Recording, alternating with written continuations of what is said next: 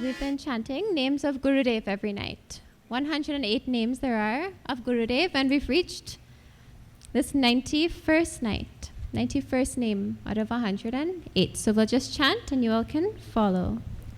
Om Vinayashilaya Namaha. Om Vinayashilaya Namaha. Om Vitaragaya Namaha.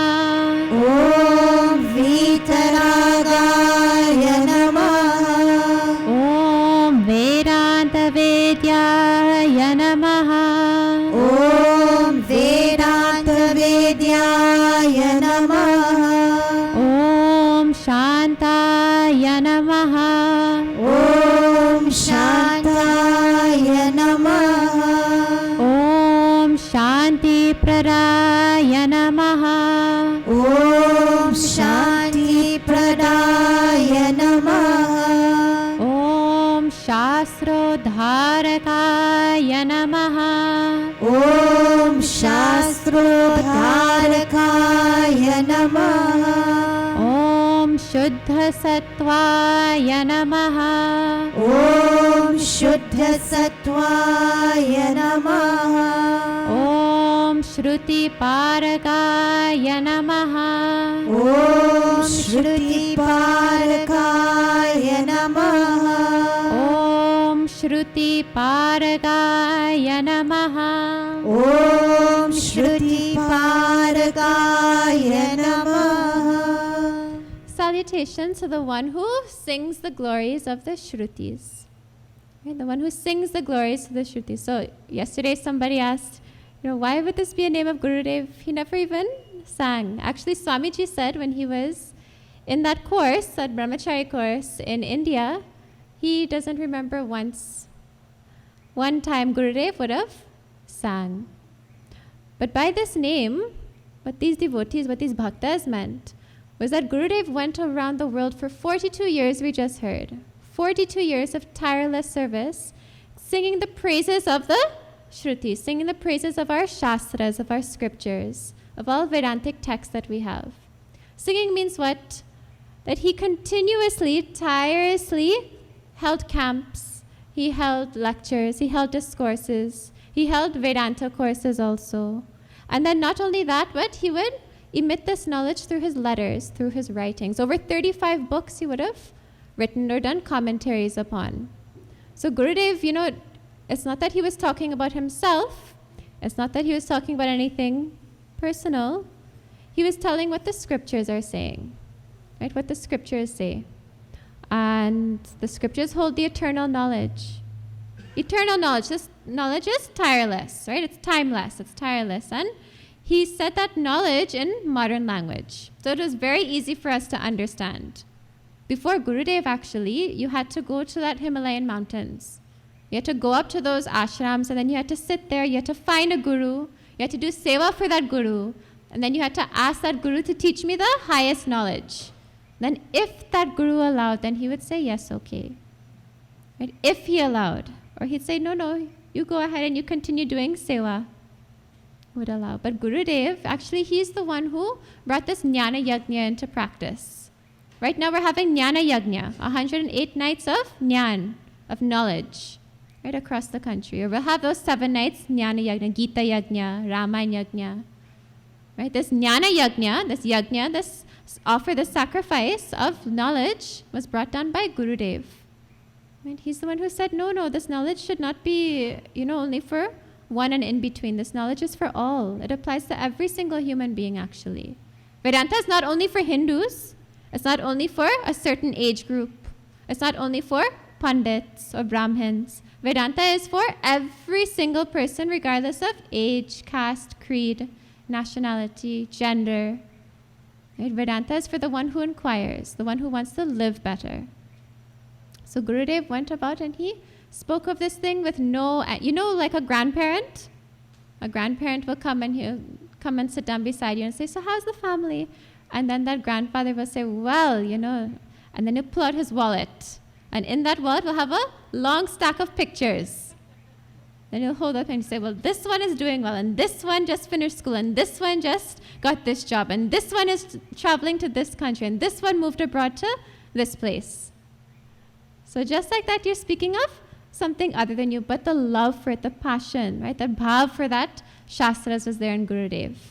Meaning that he lived that thing also. His every move was just according to the scriptures. So, Om Shruti Paragaya Namaha, the one who sings the praises of our Shastras. Okay. So we'll start with the opening prayer and then we'll delve into this Bhagavad Gita. Om Shri Ganeshaya Namaha. Om Shri Saraswatye Namaha. Om Shri Gurubhyo Namaha. Vasudevasutam Devam Kamsa Chanuramardanam Devaki Paramanandam Krishnam Vande Jagadgurum Krishnam Vande Jagadgurum. So on this 91st night, 91 nights of Bhagavad Gita, and Swamiji has done most of them. It's only this week we've taken our sacrifice to do these lectures. But Swamiji has done all these nights, and on this 91st night, we've reached this chapter 16, almost finished. This ends on May 8th, so we're in good time, I think. Let's hope. We'll see how today goes. So this Bhagavad Gita, this chapter 16 is about those asuric or those devic qualities. Right? So if you're honest, then it's a divine quality. If you're cruel and you're dishonest and you only want to hurt people, then that's a asuric quality, a negative quality, a demonic quality. So Bhagwan here is talking about, he gives a few of those, divine qualities. He tells this is what divine qualities are, and then he talks about all the asuric qualities, the qualities that we imbibe actually, because he says, if it is that you have asuric qualities, then you are born back into this samsara. If you have devic qualities, and only devic qualities, then you realize you have moksha. So where are we? We're very much in this samsara. So we have this negative qualities, and we have it, and it manifests in so many different ways.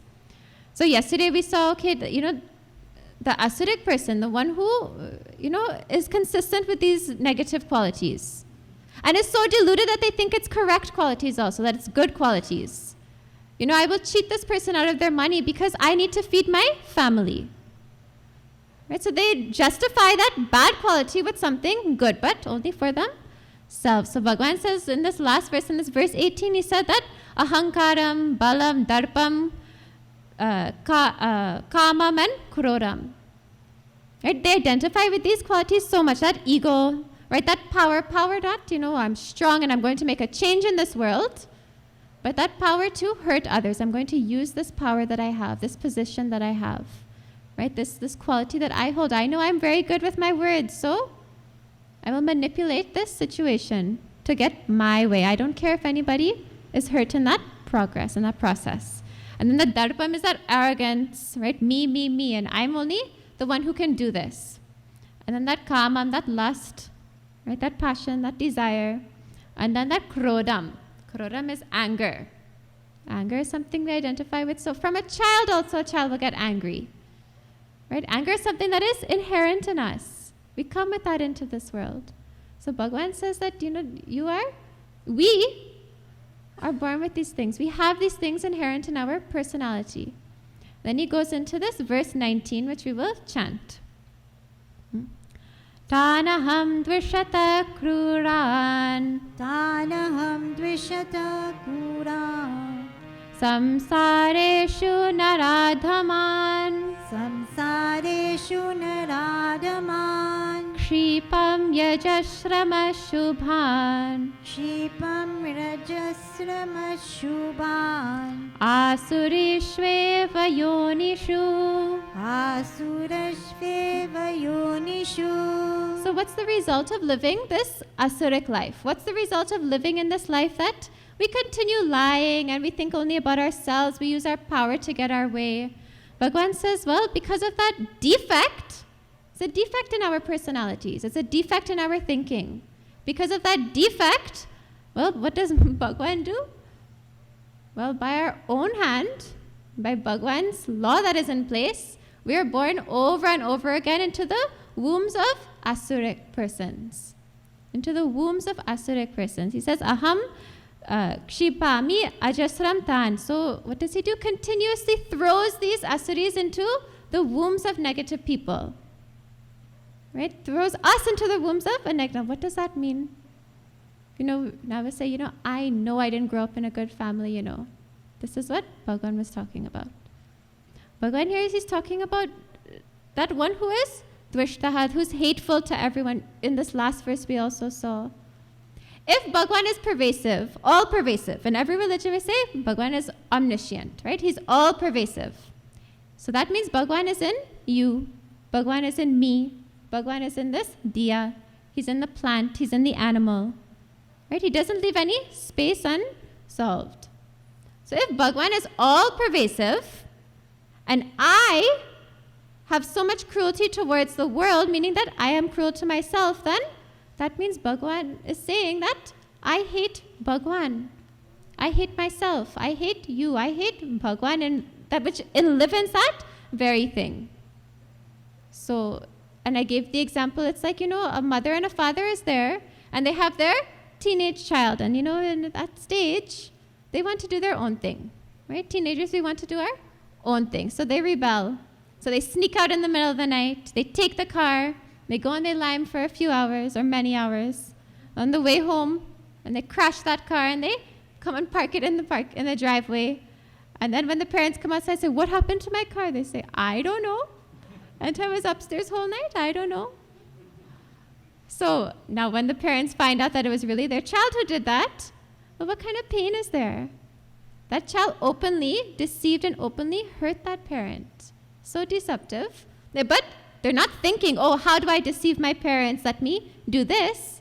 They think, I want to go and lime. I want to go and drive this car. I want to go and experience this place. And in that experience, they have no rationale, no logic in their thinking. So the same way that child deceives and hurts that parent, the same way by us, hurting the people around us, hurting ourselves, we are hurting God. We're so hateful towards Him. The strong words He uses that He is hateful. Hateful to God. So not just hateful, but Kruran, he's cruel. And Ashubhan, he who does ugly deeds. Swami Gambhirananda says he does ugly deeds. Right? So anything negative that he does. And not only that, but he's not a adhaman. He's the lowest of the lowest. We look at other people and we say, that's scum. That horrible person. And then we say, I don't want to be associated with anyone like that. And they move away from them. Bhagavad Gita is not to look at other people around and judge them. Bhagavan is saying that you are this person. We are this person itself. It's not to sit and judge anyone. It's to look inside at yourself, to reflect, have that self-reflection upon yourself. So Bhagavan says, these people, this one who is cruel, who hates everyone, Bhagavan continuously throws them into where? To samsareshu, ashurishu, asurishu, eva yonishu. He throws them back into that world leading into narak, into hell. That's samsara of narak. Samsara is the cycle of birth and death. And in this life itself, we've experienced hell. If you live in Canada and you experience a snowstorm and you have to go to work the next morning, that's hell to go through. Especially if you live in a rural area and they haven't shoveled the roadway yet. Or if you have to travel and you're skating up and down, you're skating to work. Right, you skate to work. Right, that's a hell itself. Or the day you lose your job and your bills are due tomorrow. That's hell also.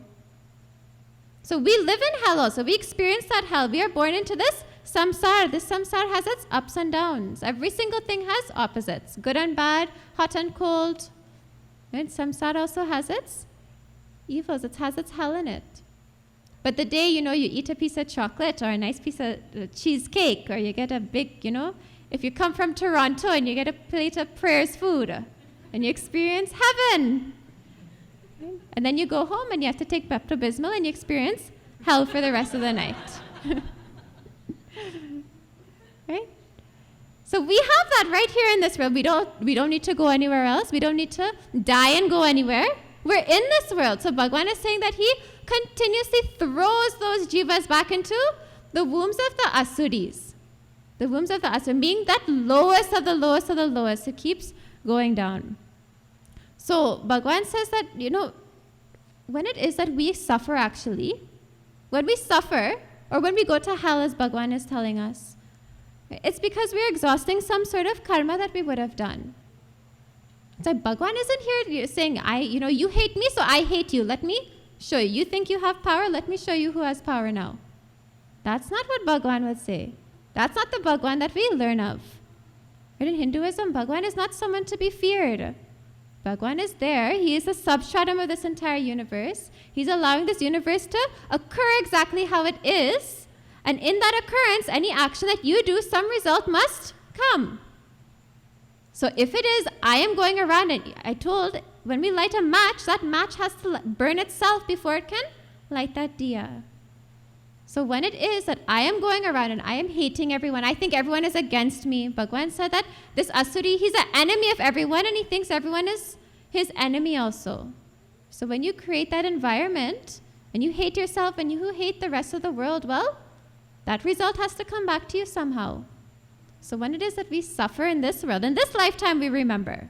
We don't remember our last lifetime. We don't even remember what happened yesterday.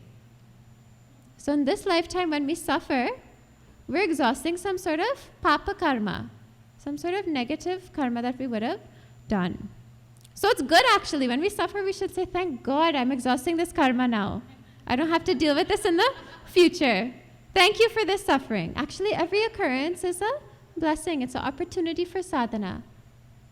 Every occurrence that happens in our life is an opportunity for sadhana. Somebody asked, they said, is it that when I have to suffer, that it is not a part of my sadhana? I just need to ignore that and go and do japa or something. And no, that's incorrect actually. Every single occurrence, every single minute in our life should be treated as a sadhana. That is spirituality. Treating every single second as our life as sadhana, spiritual practice.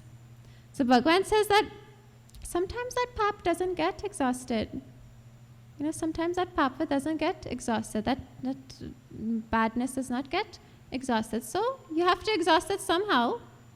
Right? You may commit a crime now, and you may evade the justice system, like so many criminals in this country itself, evading the justice system. But you can't evade karma. You can't outwit Bhagwan's law. So you have to pay that back at some point in your jivahood. So that pap doesn't get exhausted, and what happens? You're born back also as a cruel person, and you continue to suffer. See, there's a nice saying that I had seen by this Serbian spiritual dynamism. And he said that our life depends on the kinds of thoughts that we nurture. And if our thoughts are peaceful and calm and meek and loving, then that is what our life is like.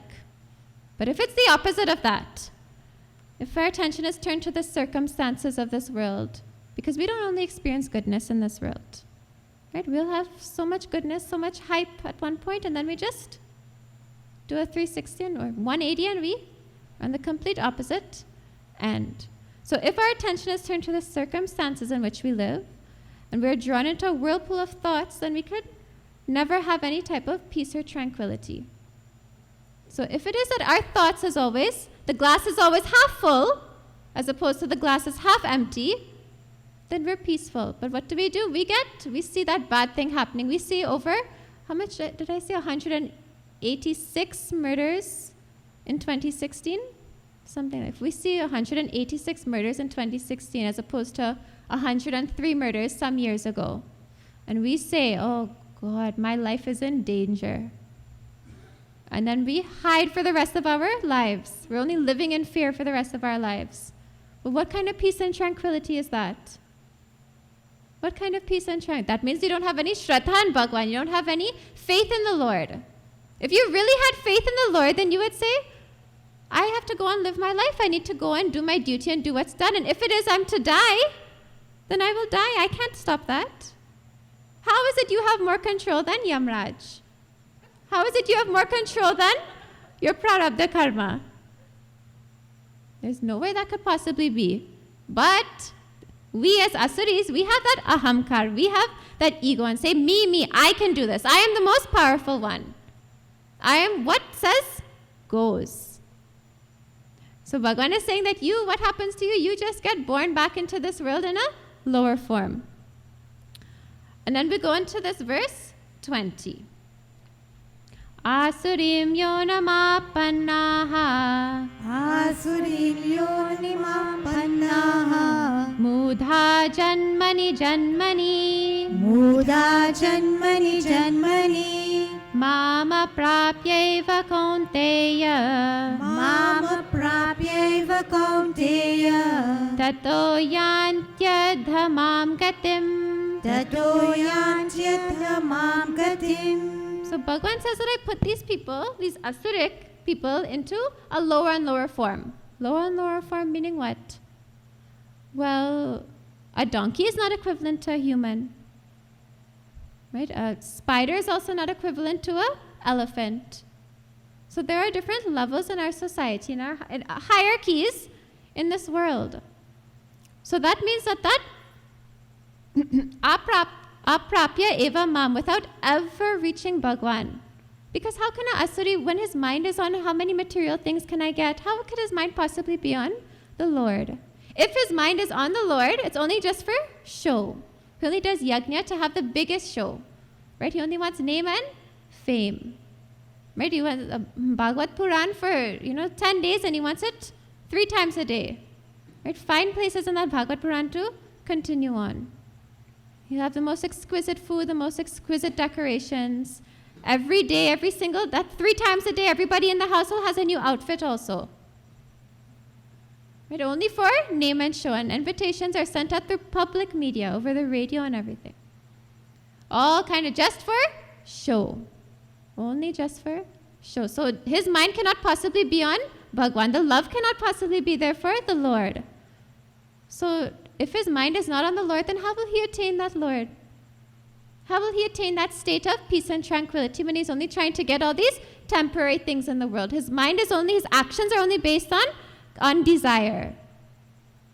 So Bhagavan says, without ever reaching me, these mudaha, these fools, these dim-witted ones, these stupid ones, what happens? They're born among the demonic, the lower ones. O son of Kunti, without ever reaching me, these fools, they are born time and time and time and time and times infinity, over and over again to lower wombs, and going all the way down to the lowest of the lowest. That bacteria the bacteria that lives in the toilet, or the bacteria that lives in the drain, we end up at that level. We keep being reborn and reborn and reborn. All the way down to this mudaha is the one who has dullness in his brain actually. Right? The one who has dullness in his brain. He's so completely unaware of anything going on around him. So completely unaware. If it is you're having a conversation with someone, and then somebody just comes in and they just interrupt that conversation and make that conversation only about them. All right? And lead that conversation to a whole other direction. Right? So unaware they are. Or you see it with Swamiji also. I'm not calling anybody mudahai. I'm just saying examples from the past. Swamiji will be having a very important conversation and somebody will go up and they'll tap his shoulder and then start pulling his sleeve and say, Swamiji, I couldn't come satsang. He said this before. I couldn't come satsang last night. And Swamiji will say, oh, okay. And then they'll say, yeah, you know why? Swamiji will say, well, no, tell me, no. They say, oh, I didn't have anybody to stay with the dog home. I didn't have nobody to stay with it. A lady really came in, told Swamiji that. So what kind of unawareness is that Swamiji is having a perfectly intellectual conversation, and you come to tell Swamiji that you didn't come satsang the night before because you didn't have nobody to stay with the dog. Right? So unaware, they are so, that ahamkar also, so egoistic, their reason for not coming to satsang is such a, but really, we have a dog in the ashram, and I understand. If Spoodle didn't have a friend, we also wouldn't be coming satsang tonight. But that mudaha has so many other different qualities that will come from that dullness. Right? From that dullness, so many other qualities will come from it. Meaning this cruelty, this hatred, right? This unawareness, this ungenuine concern for higher knowledge. Look, there's only a handful of people in satsang this evening compared to the 1.3 million that live in this country. In whatever religion they might be, but out of that 1.3 million, maybe the 0.3 goes to temple or church or to the mosque. The rest of them go in the bar. Right? So that muda, so dull their mind is that they can't even think higher, that there's something else to attain in this world, in this lifetime. So attaining the womb of a lower type, right? Going into that form of a lower type. So animals, birds, plants, right? Those entities, those jivas living in those animal forms, they're only working off of desire, right? Desire, survival, instinct, right? That wolf or that tiger kills to eat. And he's also a cruel animal. Bhagwan Shankaracharya says that they go into the forms of that lion or that tiger, the one who is cruel and desire-based. Their actions are only based on desire. That tiger will kill anything in his way. That lion will kill anything in his way. That mosquito will bite anything in his way also. So these cruel lower forms we keep continually being born back into. Why? Because we have to exhaust that animal, that dog, who's waiting for his owner to come home. How much suffering that dog goes through. Really, how much suffering that, and when he comes home, because his tail is shaking so hard, his whole body is moving also. He's so happy to see you, but when you leave, that dog doesn't know where you're going. He doesn't know how long you're going. He doesn't know why you're not coming back, why you're not taking him. That animal has to suffer, but in that suffering, he's exhausting karma. But that animal can't say, oh, thank God, I get this opportunity to suffer, to exhaust this karma. That dog doesn't have the capacity. Animals don't have this intellectual capacity. In that animal state, you can only exhaust karma. In human state, you can exhaust karma and also perform action. You can perform karma also. That's why in this human state, we're born with an intellect. We have the ability to think. We can choose, my neighbor did not get food today, so I'll take some food for them. The dog can't think that. The cat wouldn't think that. Let me keep some food for the neighbor next door. That cat next door didn't eat today. Let me save some of my food for him. Right? So in this human form, we have that capacity. In that animal form, we don't. So when it is we're cruel in this form, in this human form, where we have the capacity, the discrimination, the viveka, to choose between what is good and what is bad, what is right and what is wrong, and we choose the bad, wrong thing, well, some kind of karma pala has to come from that. The fruit of the action has to be given back to us. When you commit a crime, you have to do the time. So then you're born into that lower form. Bhagwan says that he keeps putting that asuri back into that lower and lower forms. But I told just now, Bhagwan isn't saying it because you hate me, I hate you too. Bhagwan is not revengeful. You are doing your own karma. You are deciphering what is happening, determining what is happening in your own future. We have that choice of freedom of choice. We have that option to choose. The circumstances there, but it's up to us how we decide what next to do. There was a teacher, so many stories we will hear. As somebody who's so good. Now, when you think of a teacher in a school, you think that person is patient and calm and caring and loving. Right? That's our enigma of a teacher. And this teacher got so angry with his wife one day that he hit her with a belna or something and he killed her. And he's been serving in jail, well, up at that time. So we have the choice to choose. If I'm angry, I will walk away from the situation, or I'll figure out what I'm angry about and deal with that. But instead, we are so bent on our desires. I want that person to shut their mouth. I want to be right in this situation. How am I going to make sure I am right? And we act upon our desires only. So Bhagavan says that when they're reborn, they will not attain me. In that dog form, they can't attain Bhagavan, nor will they be on the right path. The dog might live in the temple. Actually, they say that a dog that is in the ashram or a temple is actually a jiva that would have stolen from that place, from a temple before. The dogs in the ashram, they only stole a piece of laddu because they get such good treatment there. But they aren't on the path. They don't understand satsang. They aren't on the path to Bhagwan. So they will not attain Bhagwan in that form, nor will they be on the path to attaining Bhagwan in that form. So we're reborn into a womb, into a home, into an environment based on our own karma. And if we suffer because of karma, then it's pap that you're exhausting, right? But you did that unto yourself. Bhagwan is just holding that law of karma in place in this universe. So they go lower and lower in. But you know that Garud Puran, we'll have so many yajnas also with this Garud Puran. Puranas are there because, so the stories will be there, right? The kathas will be there, but the symbolism behind is what we're supposed to take. So Garud Puran will give these very, visual examples of what Narak is like, what hell is like. Right? But fear is also a good thing, right? Fear is also a good thing. Actually, we have that incitement of fear, right? There's a path of fear and the path of incentive, pralobhan. Right? The path of fear and the path of incentive. So I fear that this bad thing will happen to me, so I won't do it. I will do the good thing instead. Right? So that's that path of fear. I'm scared of this result that will come back to me. But then that path of incentive is, I know some good karma will come from this, so I will chant my mantra. I will do my puja. Right? So that two paths are there. And that Garud Purana tells us so many different naraks for us to understand. That understand the relationship between karma and phala. The action that we do and the fruit of that result. Right? The result of that action and the karma that we do. What is the relationship between the two? So if I continuously hate, then I will go to the worst of the worst hell.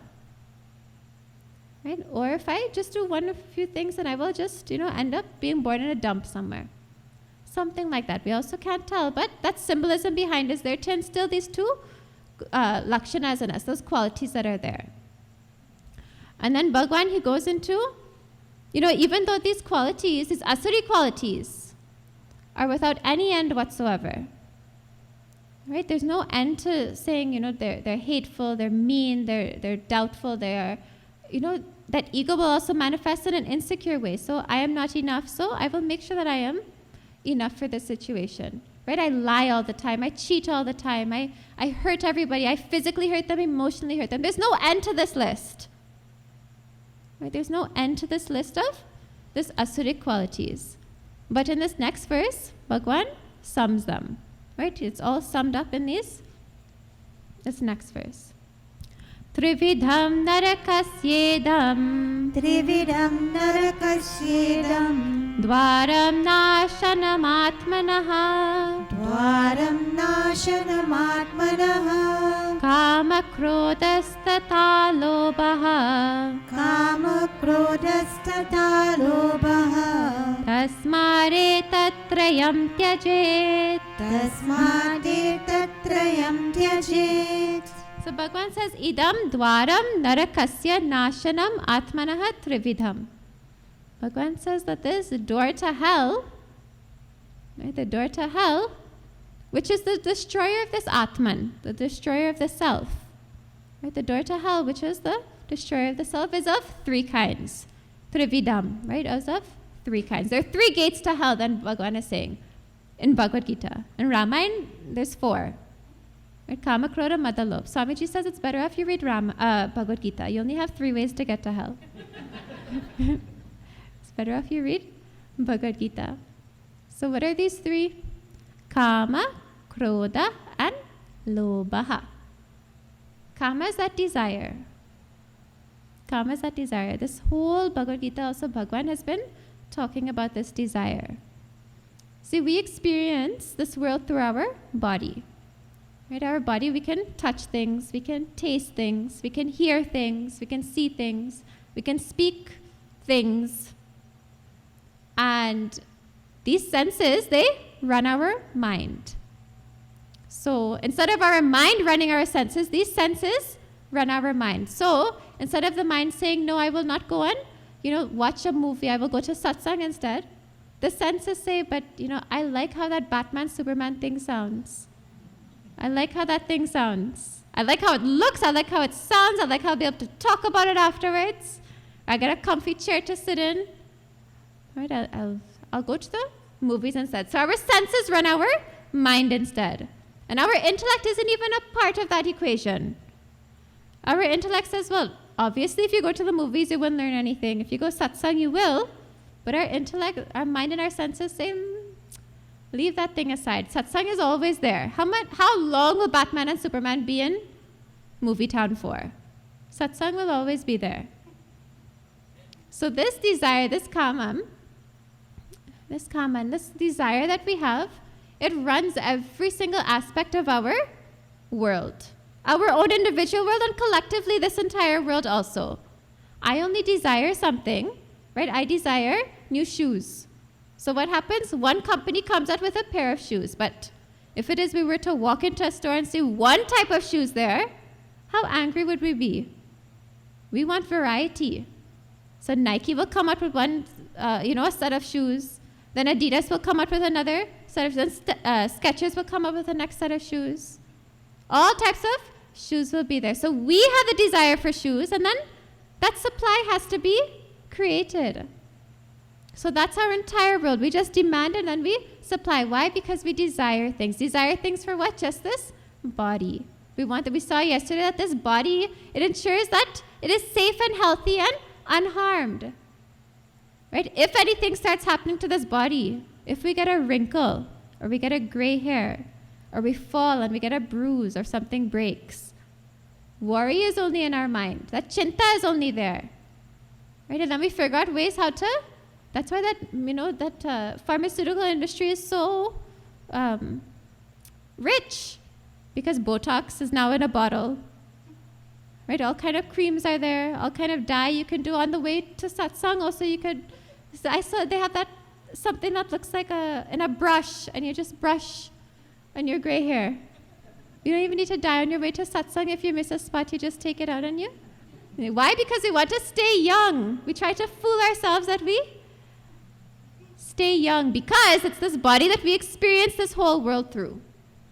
It's this body that we experience this whole world through. Why? Because we only have desires. That desire is inherent in our jiva. We come into this world with vasanas. Vasanas means desires. I like something.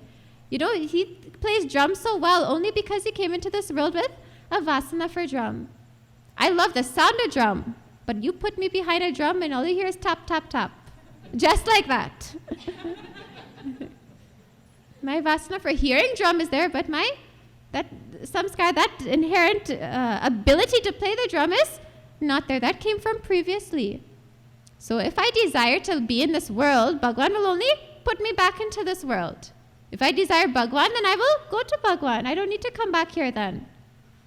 So this kama, it revolves, it determines every single action that we do, determines how our life goes. Our lives go. Numerous times we are reborn here. So this kama, right, this desire, it's uncontrollable. It's incredibly extreme. That lion, when he desires some, deer or some food, he will go to any extent to get that thing. I saw on social media, on Facebook, there's some picture, some video of a wife saying, if you save that deer from that lion, then I'll do the dishes for the rest of the month. No, I'll do the dishes. I'll do all the chores for the rest of the month. If you can, save that deer from the lion. And then so you see the video of the deer running and the lion chasing behind it. And then suddenly you see a little man, and he sped up in the video to go and catch that deer. Just to make sure he won't have to do any work, any chores. The same thing, so many desires. That lion he's only run by that desire. He has no worry about, is that deer a mother? Did that deer just have newborn children, newborn babies? All he wants is just to eat. His actions are run by desire, and it's completely uncontrollable. You know, that child, I told you that child is born with that anger also, some children. When that child goes into the toy store and he doesn't get what he wants, then he starts to scream and starts to, lies down on the ground and starts to fling up all kind of ways. That temper tantrum is there, that anger is there because he didn't get what he wanted. Now, as we grow older, we mature a little bit and we figure out ways to, maneuver that energy into different ways. But that energy of desire is still very much there. So we all, that craving, that lust, that desire for things they're okay. In our Purusharthas, in our determinants in Hinduism, that Dharma, Artha, Kama, and Moksha are all there. Right? But the difference is between this Kama, Krodha, and Lobha is that none of these are run by Dharma. Dharma does not dictate how you get your money. It does not dictate how you get your desire. It does not dictate how you enjoy the world. Dharma doesn't do anything for this asuric person. The asuric person also we saw doesn't believe that there's anything such as Dharma. I do as I want. So this desire, so we have to fulfill our desire, the one who is not asuric. The one, see, we're here only by Bhagwan's grace and satsang because we are given the opportunity to go above and beyond these desires. We all have desires, Bhagwan knows that. And we're here because we have them also. We're in this world, we're in the samsara. But now we have the opportunity to lift ourselves. Bhagwan doesn't just give you a problem without a solution. He doesn't give you a problem without solution. He gives the solution here. He says that our kamas, our desires are supposed to be dictated by dharma. Why? Because if it's not, then it clouds the mind. It completely clouds the mind. In chapter 2, Bhagavad Gita, in verse 62 and 63, Bhagwan says that man, right, that person, he meditates upon that thing, that Vishyan. He meditates upon that thing only. And as he goes on meditating on that thing, this object, that person, whatever it might be, then he becomes attached to it. He becomes attached to it. Like a child, when he loses sight of his mother, he begins to cry.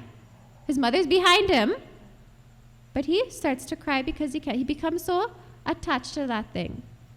And then when he becomes attached to that thing, then he desires that thing like anything. He has to get it. And if he doesn't get it, well, then what happens? Anger happens. Or if he does get it, then greed happens. Greed manifests itself in his personality. And if it is he doesn't get that thing, then that anger manifests. And that anger doesn't just stop there. If somebody else gets it before him, then he becomes jealous. He becomes so jealous of that thing. Or if it is that he doesn't get that thing and there's some obstacle in the way, then he becomes so anxious for that thing. See, all these different emotions in our personality, it manifests from somewhere deeper. So, we say, okay, I have stress in my life. I have anxiety in my life. So let me go and do yoga. Or let me go somewhere and do group meditation. Right? And then that will ease my stress. That will ease my anxiety. But that is in no way affecting the root of that problem. You have no idea where that stress is. We say work is giving me that stress. But how could work? Work is just there as a sector in this country. Your company or the corporation you work for is just doing their duty, what they're supposed to do. They're playing their role. You're the one with the problem. You have the problem and you're blaming it upon something else. I told you yesterday that nobody else could be blamed for your own durgunas, for your own negative qualities. So you have the problem, so you figure out where that root of that thing is. So once it is that, it manifests into anxiety, it manifests into jealousy, into greed. Well, figure out, why is it? Well, I didn't get this thing. What is this thing that I want? A new cell phone. Why do I need that new cell phone? Because my other one doesn't work so good. He doesn't have all the features as this new one. So, but it makes phone calls, no? But you go on desiring. So desire is that, the root of that thing. And then Bhagwan says that after you meditate upon that thing, then you become attached to it, then you desire it, and all these other negative qualities manifest. What happens? Your memory starts to go. Your memory begins to go. Meaning that all the morals that you have in your life, the morals that you grew up with, the teachings that your guru would have taught you, they get thrown out the window. Actually, Bhashyakad says that you actually get angry with your guru also. When your guru tells you, no, you can't do this, or you can't have that, you can't go here, you can't do that, and you say, this guru, he thinks he's the boss of me? And then you get angry with the guru also. That's one of the greatest paps that could also be committed. Getting angry with that guru. Guru means the one who knows, right? One who could teach, one who gives that knowledge. And now we have so many gurus who read one chapter and they say that, come. You must be christened by the time you're 16 years old. I don't know where this tradition came from. You must be christened by the time you're 16 years old. So on the 15th, birthday, during that 15th year of that 363rd day, they make sure that they're christened before they turn 16. And then that guru doesn't teach anything, but that guru refuses to let that person, to let that chela, that shishya, go and learn from anybody else. Swami Shivananda, who taught Gurudev ended up in Swami Shivananda's ashram, and he taught him, and he learned from him. And when Swami Shivananda said, your intellect is much higher than what I could teach you. I can't teach you at the level that you want, but you need to learn because that is my duty as a guru. So he sent him to Swami Tapovanam's ashram. Swami Tapovanam was one of the greatest rishis of that time.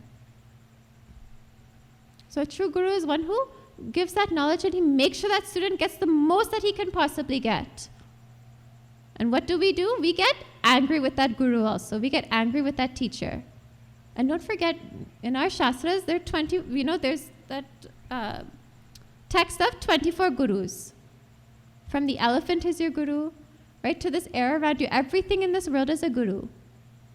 Every single thing has the capacity to teach you. But when our karma becomes, the most of us, when it gets the most of us, we forget all of this. We forget all of our morals, all of our values, and we get angry with every single thing in this world, and we forget what the correct thing to do is. And then what happens? Well, we're deluded. That moha is there. That moha plays its biggest role. Right? We're already deluded in the beginning. That's why we're desirous of all these things outside of us, ourself. And then, but what happens? We become even more deluded. We're so clouded. We get caught up in that cycle of greed, of obtaining things only over and over and over again. So Bhagwan says, so I said in the beginning, Bhagwan says that it's nashanam atmanaha. Nashanam atma, that means that this gate to hell, these three things, it also destroys that soul. Soul is also not the correct word. Jiva. Right? This jiva comes with so many different things along with it. How is it that you're, good at music and somebody else is not? You see videos on the internet of a 2-year-old playing tabla so well. How is it that 2-year-old can play tabla? Or many people are just born with a beautiful voice without any training. How is it that that beautiful voice came there? Or how is it that I am so good at organizing something and my sister is not? Or how is it that you have common sense and the person next to you doesn't? Or the person driving in front of you doesn't? So how did all of these things come? By chance, the Asuri says. By chance, these things just happen just because, for fun. Whatever it might be. But our jiva it's not soul, our jiva is a jiva. It comes with so many things in each lifetime. But these qualities, this karma, completely destroys that jiva. This krodha, this anger completely destroys that jiva. And this lobha, this greed, completely destroys that jiva. These 3 gateways to hell destroy that jiva. How? If I have desire and anger and greed on my mind all the time, where do I have time to think of Bhagwan? How do I have time to think of Bhagwan? But when it is we wake up, Gurudev went around the world for 42 years teaching this knowledge. Why? Because he had to wake up Hindus to Hinduism. That's what he said actually. Wake up, let us be Hindus was his first talk. That title is Let Us Be Hindus. And he said, it's funny that I am a Hindu standing here talking to a room full of Hindus in a Hindu temple about Hinduism on a topic called Let Us Be Hindus. So everybody said, yeah, you're right. And then Gurudev said, no, let me explain to you. And that's exactly why we don't understand our religion. We don't understand that there are good qualities and there are bad qualities, and the good qualities come from our shastras. We think, we're supposed to do everything correct. We're supposed to do everything according so that our karma will come back in a positive way to us. But those morals and those values are according to what I think. They're according to what I believe, what I think is the correct thing. That's why there's so many arguments in this world. That's why there's war in this world, actually, because each of them think that their way is the correct way. Their mind won't open to anything else. But these desires, this anger, this greed is what stops that self from realizing that self. When our mind is stronger than our intellect, when 2 children are playing and one is bigger than the other, who will win? The bigger one will win. Unless that one is a small little, zip, zip, zip, zip, and he wins. But the bigger one will win. Right? So if our desires are bigger than our intellect, if we give more preference, we give more encouragement to our mind and our senses, then how will our intellect be able to rationalize? How will our intellect be able to realize this is actually the wrong thing that I'm doing? So then what happens? Well, we have no choice. We can't think about God in that state. So it takes us away from the Atma gets destroyed, is what Bhagwan says. The Atman gets destroyed. That Jiva gets destroyed. That Ishvara Amsha gets destroyed. That partition of Ishvara becomes unfit, actually. Becomes unfit. There are qualifications of a student. In Tattva Bodh, it tells you the qualifications of a student. So Mumukshutvam is the first one. Or one of them. Mumukshutva means that desire for the knowledge. That's a quality of a student. So our kama, instead of desire for this knowledge, instead of desire for Bhagwan, our desire is for a new car, a new cell phone, new clothes, new people in our lives. That's a newer job, more money. That's what we desire. Or, if we perform all these actions, right? If we perform all these actions according to our desire, then, the result will only come in that way. See, if I desire a new cell phone, right? I keep using cell phone because in Trinidad I find a lot of people have many different cell phones. But if I desire a new cell phone, that cell phone is temporary. That thing will stop working. It will stop working. There's no such thing as an eternal cell phone. It will stop working. So when it stops working, I just invested all my happiness into that thing. I made the choice of investing all my happiness into that material object that I know will also get destroyed. So what will happen? When I have expectations, the Asuri only has expectations. When I have an expectation in that thing, and that temporary thing fails to give me eternal happiness, what happens? That karma has to come back to me where I will suffer. I will be so disappointed in that thing. I will become so angry with that thing. I will now turn outside to look for something to fulfill that emptiness within me. So Bhagavan says that we need to get rid of all these 3 gateways. Actually, all negative durgunas, all negative qualities in us is because of these 3 gateways. This kama, krodha, and lobha. Right? All different negativities is because of these. So once I realize that this is the root of my durguna, my negative quality, then what am I? On the path towards Bhagwan. All problems will be gone. So now Bhagwan, he says what? Tasmat tyajet etat trayam. So I just told he gives the solution to our problem. He says one should forsake all of these. Give them up completely. Renounce all of them. This verse is a eulogy of renunciation. Right? You give up all of these things completely. How? Well, he tells us in that next verse. Let's chant verse 22.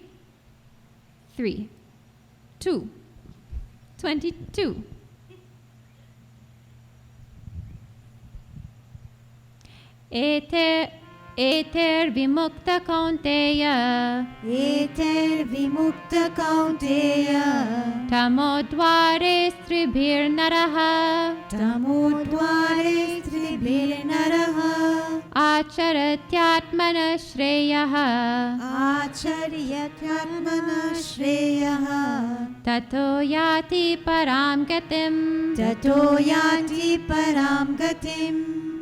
See, this kama that we have, this desire, this is one of our purusharthas. This is one of the, ways that we can gain moksha. There's dharma, artha, kama, and moksha, right? Living according to dharma, gaining wealth. Bhagwan, nowhere in our shastras does it say in renunciation that you give up all your wealth and you go and you live in the forest as a monk and you have one piece of clothing and you eat when you get food.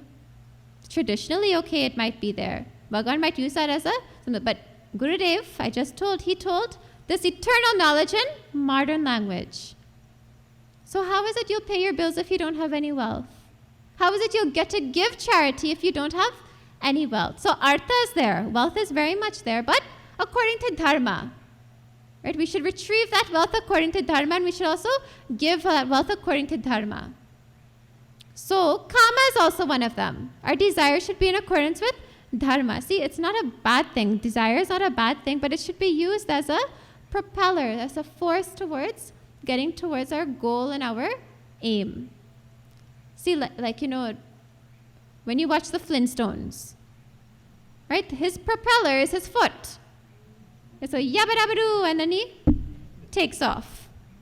Right? And his little, I don't know, it's not a car.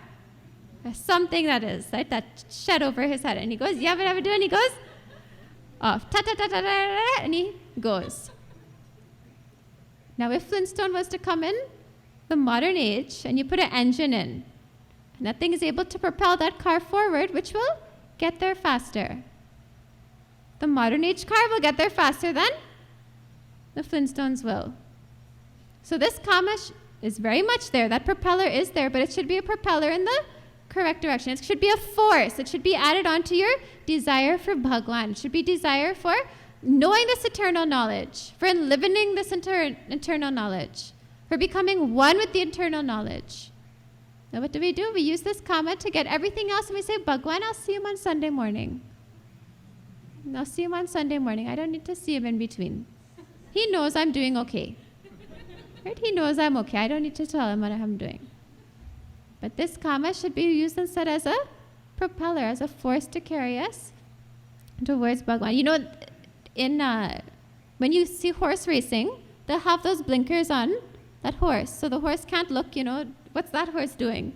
Right? He has to keep looking forward. So our kama, our shastras should be used as blinkers. They should be propelling us in one direction, in one aim only. So in this next verse, in this verse 22, Bhagwan says, Naraha vimukta etehi tribihi tamodvarehi. So one who is free, right? One who is free, vimuktaha, one who is free from these products of ignorance. Right? These three qualities are only products of avidya, of ignorance. It's because I don't know. I don't know that I myself am Satchidananda. I don't know that I am bliss. I might hear it in satsang, but to say to and live in it is something different. I don't know that I am bliss. So what do? I go out and I look for everything else to make me happy. So when he's free of these products of ignorance, right, of these three doors to hell, what happens? Acharati shreyaha Atmanaha. He's fit to strive for the good path. He's fit. He's now capable. He now has the qualities. He now has the qualifications. He now has the right mindset to be on this good path for that welfare of that jiva, of that atman, of that self. You can't go and, if it is that, you're in a funeral home and somebody close to you has died and you are bawling down the place. You're the one grieving the most in that place. How is it you will comfort anyone else? How is it you will have that correct mindset to help anybody else? You have to help yourself first, and you need to be in that correct mindset first. So Bhagavan is saying, when you get rid of these negative qualities, these 3 doors to hell, the 3 gateways to hell, then you are fit for this knowledge. You are fit to reach Him. You're fit to tata yati param gatim. Thereupon one gains the supreme. Once you're free from this, he who is vimukta, free from it, he is fit for this supreme goal. Your kama will change to be in line with dharma. Right? Your desire will be for Bhagwan. Your anger, your krodha will now be for any obstacle that will arise in that path. Any obstacle that will arise in the path of gaining that knowledge. That's why we say sahana vavatu, sahano bhunaktu, saha viryam karvavahe, tejasvinavaritam astuma vidvishavahe. Om Shanti, Shanti, Shanti. That whole prayers that we have there is to say, I am going to learn from this teacher. We're going to have this discussion. Please make sure there's no obstacles in my way. When we say Om Shanti, Shanti, Shanti, we're talking, Bhagwan, please keep peace in any sort of situation that I have no control over. So if an earthquake is to happen, please let it happen after satsang. Don't let it disturb our learning here. Or Bhagwan, the second Shanti is there for something that I don't have immediate control over. So if we're sitting here and then a drunk man happens to walk in, well, I don't have any control over him. Akalkaji didn't have any control over him. Last week, a drunk man or someone walked into her satsang last week, live over Heritage Radio. But I don't have any immediate control over that thing. So please make sure that man doesn't come in just yet. Let him wait until, after Aarti sometime. And then the last one is the one that's closest to me. That last Shanti that we chant is, if there's any obstacles in my own mind. If I'm wandering everywhere, if I'm thinking about my house, if I'm thinking about the dog being alone at home, if I'm thinking about anything else other than what is happening here and now, please remove that obstacle. So my anger, rather than my anger for not, getting that cell phone first, my anger should instead be turned to, in line with dharma, I don't want any obstacles between me and this knowledge, me and learning this thing. Or your greed is only for the goal. All of these things are now in tune. They're now in tune with each other, right? There's no agitation, there's no differentiation between these qualities, these negative qualities. They're now used for good. So once it is that you come to the very root of it, right? The very root of this thing, then all other negativities go away. All these other manifestations, jealousy, all those other impatience, all those things leave us. So when it is that you are there and you're able to attain the supreme goal, well, one, you are renouncing these demonic qualities. Right? Once you realize that these are the 3 paths to hell and I need to get rid of them, I need to be aware of them, observe them, then I need to renounce them. You renounce the demonic qualities and you also strive for what is good. So you're doing 2 things. You're renouncing something bad and you're striving for something good. And that can only be done by Shastra Praman. Praman means the authority. Right? When I listen to the Shastras, when I study these Shastras, then that is my authority. I don't question that thing in a way that I want to prove it wrong. Any doubts or any questions I have is so that it can be proved right. I want that thing to be correct. I have faith in that thing. So our scriptures, and when we look at our Shastra Praman, well, the knowledge is there, then sadhana to go along with that knowledge is there. So yajna, japa, tapas, karma, dana, right? Giving, charity, sacrifice, japa, repetition of Bhagwan's name over and over and over again. These things, these disciplines of the mind will help you become very straight in your thinking. Those will be your blinkers, right? Those will be your blinkers. Those will keep your aim focused. Okay, and then from tomorrow, you will see how the Shastra. So there's one who will follow the Shastras, there's one who will not follow the Shastras, and then what it means when you do.